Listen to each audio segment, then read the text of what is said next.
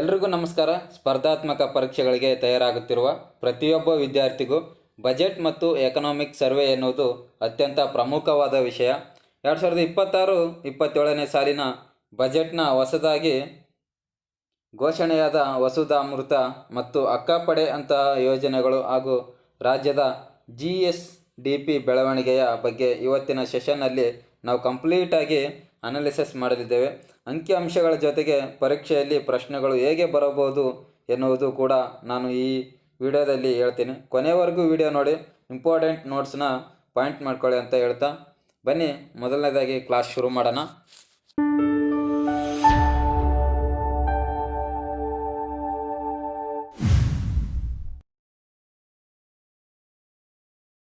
ಮೊದಲನೇದಾಗಿ ನೋಡೋದಾದರೆ ಬಜೆಟ್ನ ಪ್ರಮುಖ ಅಂಕಿಅಂಶಗಳು ಮತ್ತು ದಾಖಲೆಗಳ ಬಗ್ಗೆ ನೋಡೋಣ. ದಾಖಲೆಯ ಮಂಡನೆ ಯಾರು ಮಾಡಿದರಪ್ಪ ಅಂತಂದರೆ ಮುಖ್ಯಮಂತ್ರಿ ಸಿದ್ದರಾಮಯ್ಯನವರು ತಮ್ಮ ವೃತ್ತಿ ಜೀವನದ 17ನೇ ಬಜೆಟ್ ಮಂಡಿಸುವ ಮೂಲಕ ಕರ್ನಾಟಕದ ಇತಿಹಾಸದಲ್ಲಿ ಹೊಸ ದಾಖಲೆ ಬರೆದಿದ್ದಾರೆ ಅಂತಲೇ ಹೇಳ್ಬೋದು. ಮುಖ್ಯಮಂತ್ರಿ ಸಿದ್ದರಾಮಯ್ಯನವರು ತಮ್ಮ ವೃತ್ತಿ ಜೀವನದಲ್ಲಿ 17ನೇ ಬಜೆಟ್ ಮಂಡಿಸುವ ಮೂಲಕ ಕರ್ನಾಟಕದಲ್ಲಿ ಇತಿಹಾಸವನ್ನೇ ಸೃಷ್ಟಿಸಿದ್ದಾರೆ ಅಂತಲೇ ಹೇಳ್ಬೋದು. ಇನ್ನು ದೇಶದಲ್ಲಿ ಅತಿ ಹೆಚ್ಚು ಬಜೆಟ್ ಮಂಡಿಸಿದವರು ವಾಜಪೇಯಿ ವಾಲಾ ಅವರು. ಇವರು 18 ಬಾರಿ ಬಜೆಟ್ ಮಂಡಿಸಿದ್ದಾರೆ ಅಂತ ಹೇಳ್ತಾರೆ. ಇನ್ನು ನೆಕ್ಸ್ಟು ಬಜೆಟ್ ಗಾತ್ರ ನೋಡೋದಾದರೆ 2026-27ನೇ ಒಟ್ಟು ಬಜೆಟ್ನ ಗಾತ್ರ 4,48,004 ಕೋಟಿ ಅಂತಲೇ ಹೇಳ್ಬೋದು. ಎಷ್ಟಪ್ಪ ಅಂತಂದರೆ 4,48,004 ಕೋಟಿ. ಇನ್ನು ಸ್ಥಾನಮಾನ ನೋಡೋದಾದರೆ ಕರ್ನಾಟಕ ರಾಜ್ಯವು GST ಸಂಗ್ರಹಣೆಯಲ್ಲಿ ದೇಶದಲ್ಲೇ 2ನೇ ಸ್ಥಾನ ಪಡ್ಕೊಂಡಿದೆ ಅಂತಲೇ ಹೇಳ್ಬೋದು. ದೇಶದಲ್ಲಿ 2ನೇ ಸ್ಥಾನದಲ್ಲಿದೆ. ತಲಾ ಆದಾಯದಲ್ಲಿ ಪ್ರಥಮ ಸ್ಥಾನವನ್ನು ಹೊಂದಿದೆ ಅಂತಲೇ ಹೇಳ್ಬೋದು. ಕರ್ನಾಟಕ ರಾಜ್ಯ GST ಸಂಗ್ರಹಣೆಯಲ್ಲಿ ದೇಶದಲ್ಲಿ 2ನೇ ಸ್ಥಾನ, ತಲಾ ಆದಾಯದಲ್ಲಿ ಪ್ರಥಮ ಸ್ಥಾನದಲ್ಲಿದೆ ಅಂತಲೇ ಹೇಳ್ಬೋದು. ಇನ್ನು ವಲಯವಾರ ಹಂಚಿಕೆ ನೋಡೋದಾದರೆ ವಲಯವಾರ ಹಂಚಿಕೆ ಅತಿ ಹೆಚ್ಚು ಅನುದಾನ ಯಾವುದಕ್ಕಿದೆ ಅಂತ ನೋಡೋದಾದರೆ ಶಿಕ್ಷಣ ಕ್ಷೇತ್ರಕ್ಕೆ ಮೊದಲನೇದು ಶಿಕ್ಷಣ ಕ್ಷೇತ್ರಕ್ಕೆ ಇದು 47,224 ಕೋಟಿ ಅತಿ ಹೆಚ್ಚು ಇದಕ್ಕೆ ಆದ್ಯತೆಯನ್ನು ಕೊಟ್ಟಿದ್ದಾರೆ. ಇನ್ನು ಮಹಿಳಾ ಮತ್ತು ಮಕ್ಕಳ ಕಲ್ಯಾಣಕ್ಕಾಗಿ 34,929 ಕೋಟಿ ಮೀಸಲಿಟ್ಟಿದ್ದಾರೆ. ಇನ್ನು ಗ್ರಾಮೀಣಾಭಿವೃದ್ಧಿ ಮತ್ತು ಪಂಚಾಯತ್ ರಾಜ್ಗೆ 26,559 ಕೋಟಿ ಮೀಸಲಿಟ್ಟಿದ್ದಾರೆ. ನೆಕ್ಸ್ಟು ನೋಡೋದಾದರೆ ಹೊಸ ಯೋಜನೆಗಳು ಮತ್ತು ಘೋಷಣೆಗಳ ಬಗ್ಗೆ ನೋಡೋಣ. ವಸುಧಾಮೃತ ಯೋಜನೆ ಇದು ಪರಿಸರ ಸ್ನೇಹಿ ಮತ್ತು ಸುಸ್ಥಿರ ಕೃಷಿ ಪದ್ಧತಿಯನ್ನು ಉತ್ತೇಜಿಸಲು ಮತ್ತು ಯೋಜನೆ ಜಾರಿಗೆಗೊಳಿಸಲಾಗಿದೆ. ಇಂದಿರಾ ಕಿಟ್ BPL ಕುಟುಂಬಗಳಿಗೆ ಅಗತ್ಯ ಆಹಾರ ಸಾಮಗ್ರಿ ಒದಗಿಸಲು ಇಂದಿರಾ ಕಿಟ್ಟನ್ನು ಘೋಷಣೆ ಮಾಡಲಾಗಿದೆ. ಇನ್ನು ಅಕ್ಕಪಡೆ ಇದು ಮಹಿಳಾ ಮತ್ತು ಮಕ್ಕಳ ರಕ್ಷಣೆಗಾಗಿ ಎಲ್ಲ ಜಿಲ್ಲೆಗಳಲ್ಲಿ ವಿಶೇಷ ಪಡೆಯನ್ನು ಸ್ಥಾಪಿಸಲಾಗುವುದು. ನೆಕ್ಸ್ಟು ಮುಜರಾಯಿ ಇಲಾಖೆ ನೋಡೋದಾದರೆ ಮುಜರಾಯಿ ದೇಗುಲಗಳ ಸುಮಾರು 259 ಕಲ್ಯಾಣಿಗಳನ್ನು ಪುನರುಜ್ಜೀವನಗೊಳಿಸುವ ಯೋಜನೆ ಇದರ ಉದ್ದೇಶ ಆಗಿದೆ. ಫಲಧಾರೆ ಶಿಬಿರ ನೋಡೋದಾದರೆ ಜಾನುವಾರುಗಳ ಸಂತಾನೋತ್ಪತ್ತಿಗಾಗಿ 1000 ಗ್ರಾಮ ಪಂಚಾಯಿತಿಗಳಲ್ಲಿ ಈ ಶಿಬಿರವನ್ನು ನಡೆಸಲಾಗುವುದು ಅಂತ ಹೇಳ್ಬೋದು. ಇನ್ನೆಷ್ಟು ಪ್ರಾದೇಶಿಕ ಮತ್ತು ಮೂಲಸೌಕರ್ಯದ ಅಭಿವೃದ್ಧಿ ಬಗ್ಗೆ ನೋಡೋಣ. ಪ್ರಾದೇಶಿಕ ಮತ್ತು ಮೂಲಸೌಕರ್ಯದ ಅಭಿವೃದ್ಧಿ ಬಗ್ಗೆ ನೋಡೋದಾದರೆ ಐ ಟಿ ಸಿಟಿ ಮೈಸೂರನ್ನು ರಾಜ್ಯದ 2ನೇ IT ಸಿಟಿಯನ್ನಾಗಿ ಅಭಿವೃದ್ಧಿಪಡಿಸಲಾಗುವುದು ಅಂತ ಹೇಳ್ಬೋದು. ಯಾವುದು ಮೈಸೂರನ್ನು ರಾಜ್ಯದ 2ನೇ IT ಸಿಟಿಯಾಗಿ ಅಭಿವೃದ್ಧಿಪಡಿಸಲಾಗುತ್ತದೆ. ಇನ್ನು ಸಿಲ್ಕ್ ಪಾರ್ಕ್ ನೋಡೋದಾದರೆ ರಾಮನಗರ, ಶಿಡ್ಲಘಟ್ಟ, ಹಾವೇರಿ ಮತ್ತು ಕಲಬುರಗಿಯಲ್ಲಿ ರೇಷ್ಮೆ ಪಾರ್ಕ್ ಸ್ಥಾಪನೆಗೆ ಅನುಮೋದನೆ ಕೊಟ್ಟಿದ್ದಾರೆ.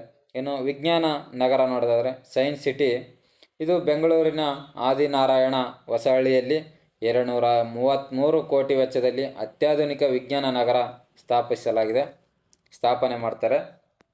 ಇನ್ನು ರೈತ ಮಾಲ್ ಕೋಲಾರ ಜಿಲ್ಲೆಯಲ್ಲಿ ರೈತ ಮಾಲ್ ಸ್ಥಾಪಿಸಲು ಘೋಷಿಸಲಾಗಿದೆ. ಇನ್ನು ಮಿಲೆಟ್ ಹಬ್ ಸಿರಿಧಾನ್ಯ ಮತ್ತು ಸಾವಯವ ಉತ್ಪನ್ನಗಳಿಗೆ ಉತ್ತೇಜಿಸಲು ಮಿಲೆಟ್ ಹಬ್ಬನ್ನು ಸ್ಥಾಪನೆ ಮಾಡಲಾಗುತ್ತದೆ. ಇನ್ನು ಪ್ರಮುಖ ಮರುನಾಮಕರಣಗಳು ನೋಡೋದಾದರೆ, ಪ್ರಮುಖ ಮರುನಾಮಕರಣಗಳು ವಿಕ್ಟೋರಿಯಾ ಆಸ್ಪತ್ರೆಗೆ ಶಾಂತವೇರಿ ಗೋಪಾಲ್ ಗೌಡ ಆಸ್ಪತ್ರೆ ಎಂದು ಮರುನಾಮಕರಣ ಮಾಡಲಾಗಿದೆ. ಏನಪ್ಪ ಅಂತಂದರೆ ಶಾಂತವೇರಿ ಗೋಪಾಲ್ ಗೌಡ ಆಸ್ಪತ್ರೆ ಎಂದು ಮರುನಾಮಕರಣ ಮಾಡಲಾಗಿದೆ. ಇನ್ನು ಗ್ರಾಮ ಪಂಚಾಯಿತಿಗಳು, ಕರ್ನಾಟಕದ ಗ್ರಾಮ ಪಂಚಾಯಿತಿಗಳಿಗೆ ಮಹಾತ್ಮ ಗಾಂಧಿ ಗ್ರಾಮ ಪಂಚಾಯಿತಿ ಎಂದು ಮರುನಾಮಕರಣ ಮಾಡಲಾಗಿದೆ, ಉದ್ದೇಶಿಸಲಾಗಿದೆ. ನೆಕ್ಸ್ಟು ಕರ್ನಾಟಕದ ಆರ್ಥಿಕ ಸಮೀಕ್ಷೆ ಬಗ್ಗೆ ನೋಡೋದಾದರೆ, ಎಕನಾಮಿಕ್ ಸರ್ವೆ ಆಫ್ ಕರ್ನಾಟಕ ಮೊದಲನೇದು, ರಾಜ್ಯದ ಆರ್ಥಿಕ ಬೆಳವಣಿಗೆಗೆ GSDP ಗ್ರೋತ್ ಎಷ್ಟಿದೆ ಅನ್ನೋದು ನೋಡೋದಾದರೆ, ಬೆಳವಣಿಗೆ ದರ ಕರ್ನಾಟಕದ ಆರ್ಥಿಕತೆಯು 8.1% ಬೆಳವಣಿಗೆಯನ್ನು ಕಂಡಿದೆ ಅಂತಲೇ ಹೇಳ್ಬೋದು. ಸ್ಥಿರ ಬೆಲೆಗಳಲ್ಲಿ ಕಾನ್ಸ್ಟೆಂಟ್ ಪ್ರೈಸಸ್ ಇದು ಭಾರತದ ರಾಷ್ಟ್ರೀಯ ಸರಾಸರಿ ಬೆಳವಣಿಗೆಗೆ ದರ 7.4ಕ್ಕಿಂತ ಹೆಚ್ಚಾಗಿದೆ ಅಂತಲೇ ಹೇಳ್ಬೋದು. ಇನ್ನು GSDP ಗಾತ್ರ ನೋಡೋದಾದರೆ, ಪ್ರಸಕ್ತ ಬೆಲೆಗಳಲ್ಲಿ ರಾಜ್ಯದ ಒಟ್ಟು ಉತ್ಪನ್ನವು ಸುಮಾರು 32.81 ಲಕ್ಷ 32.81 ಲಕ್ಷ ಕೋಟಿಗೆ ತಲುಪಿದೆ. ಭಾರತದ GDPಗೆ ಕೊಡುಗೆ, ಭಾರತದ ಒಟ್ಟು GDPಯಲ್ಲಿ ಕರ್ನಾಟಕದ ಪಾಲು ಎಷ್ಟಿದೆ ಅಂದರೆ 9.19ಕ್ಕೆ ಏರಿಕೆಯಾಗಿದೆ. ಭಾರತಕ್ಕೆ ಒಟ್ಟು GDP ಪಾಲು, ಕರ್ನಾಟಕದ ಪಾಲು 9.19 ಏರಿಕೆಯಾಗಿದೆ ಅಂತಲೇ ಹೇಳ್ಬೋದು. ಇನ್ನು ವಲಯವಾರು ಸೆಕ್ಟರ್ ವೈಸ್ ಗ್ರೋತ್ ನೋಡೋದಾದರೆ, ವಲಯ ಬೆಳವಣಿಗೆ ದರ 2025-26 ವಿಶೇಷ ಸೂಚನೆ. ಕೃಷಿ ವಲಯಕ್ಕೆ 9.1%, ಉತ್ತಮ ಮುಂಗಾರು ಮತ್ತು ಮಾಂಸೋತ್ಪನ್ನಗಳ ಹೆಚ್ಚಳದಿಂದ ಚೇತರಿಕೆ ಕಂಡಿದೆ ಅಂತಲೇ ಹೇಳ್ಬೋದು. ಕೈಗಾರಿಕೆ ವಲಯದಲ್ಲಿ 6.7 ಇದೆ. ಉತ್ಪಾದನಾ ವಲಯ ಮ್ಯಾನುಫ್ಯಾಕ್ಚರಿಂಗ್ ಮತ್ತು ವಿದ್ಯುತ್ ಉತ್ಪಾದನೆ ಮತ್ತು ಮುಖ್ಯ ಕೊಡುಗೆ ನೀಡಿವೆ ಅಂತಲೇ ಹೇಳ್ಬೋದು. ಇನ್ನು ಸೇವಾ ವಲಯ 8.1% ರಾಜ್ಯದ ಆರ್ಥಿಕತೆಯ ಅತಿ ದೊಡ್ಡ ಚಾಲಕ ಶಕ್ತಿ, ಸುಮಾರು ಇದು 69 ಕೊಡುಗೆ ಅಂತಲೇ ಹೇಳ್ಬೋದು.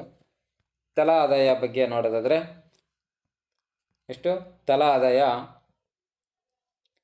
ಪರ್ ಕ್ಯಾಪಿಟಲ್ ಇನ್ಕಮ್, ಇದು ಕರ್ನಾಟಕದ ತಲಾ ಆದಾಯವು 4.33 ಲಕ್ಷಕ್ಕೆ ಏರಿಕೆಯಾಗಿದೆ ಅಂತಲೇ ಹೇಳ್ಬೋದು. ಇದು ಕಳೆದ ವರ್ಷಕ್ಕಿಂತ 12.2ಕ್ಕೆ ಹೆಚ್ಚಳವಾಗಿದೆ. ಇದು ಭಾರತದ ಸರಾಸರಿ ತಲಾ ಆದಾಯಕ್ಕಿಂತ 2.19 ಲಕ್ಷ, ಸುಮಾರು 97% ಹೆಚ್ಚು ಇರುವುದು ಗಮನಾರ್ಹವಾಗಿದೆ. ನೆಕ್ಸ್ಟು ಪ್ರಾದೇಶಿಕ ಅಸಮತೋಲನ ಬಗ್ಗೆ ನೋಡೋದಾದರೆ, ಪ್ರಾದೇಶಿಕ ಅಸಮತೋಲನ ಅತಿ ಹೆಚ್ಚು ಆದಾಯ ಬೆಂಗಳೂರು ನಗರ ಜಿಲ್ಲೆಯು 8.55 ಲಕ್ಷ ತಲಾ ಆದಾಯದೊಂದಿಗೆ ಮೊದಲ ಸ್ಥಾನದಲ್ಲಿದೆ. ಯಾವುದು? ಬೆಂಗಳೂರು ನಗರ ಜಿಲ್ಲೆಯು 8.55 ಲಕ್ಷ ತಲಾ ಆದಾಯದೊಂದಿಗೆ ಬೆಂಗಳೂರು ನಗರ ಮೊದಲ ಸ್ಥಾನದಲ್ಲಿದೆ.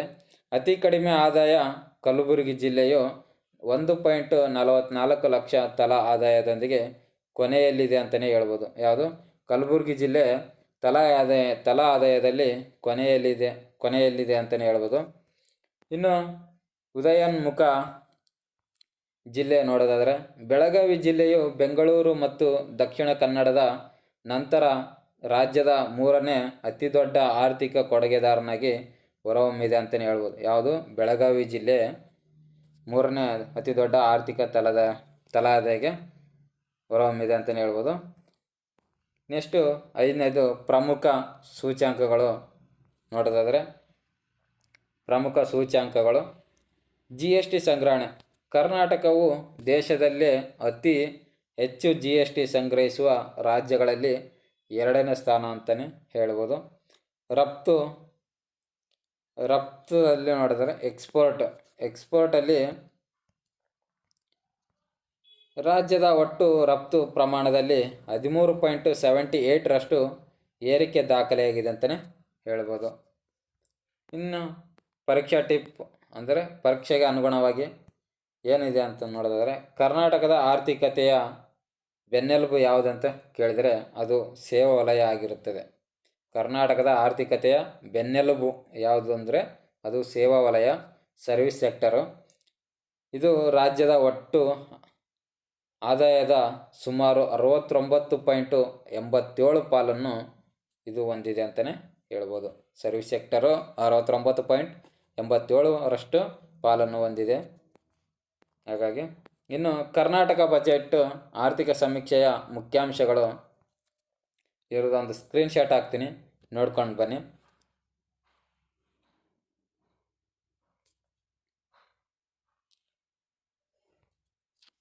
ನೆಕ್ಸ್ಟು ನೆನಪಿಟ್ಟುಕೊಳ್ಳಬೇಕಾದ ಹೊಸ 5 ಯೋಜನೆಗಳು ಯಾವ್ಯಾವ ನೋಡೋದಾದರೆ, ವಸುಧಾಮೃತ ಸುಸ್ಥಿರ ಕೃಷಿ ಪದ್ಧತಿಗಾಗಿ ಇದನ್ನು ಹೊಸ ಯೋಜನೆ ಮಾಡಿದ್ದಾರೆ. ಇನ್ನು ಅಕ್ಕಪಡೆ ಇದು ಜಿಲ್ಲಾವಾರು ಮಹಿಳಾ ಮತ್ತು ಮಕ್ಕಳ ರಕ್ಷಣೆಗೆ ಪಡೆಗಾಗಿ ಇದನ್ನು ಘೋಷಣೆ ಮಾಡಿದ್ದಾರೆ. ಇನ್ನು ಜಲನಿಧಿ ದೇವಸ್ಥಾನದ ಕಲ್ಯಾಣಿಗಳ ಪುನರುಜ್ಜೀವನಕ್ಕೆ.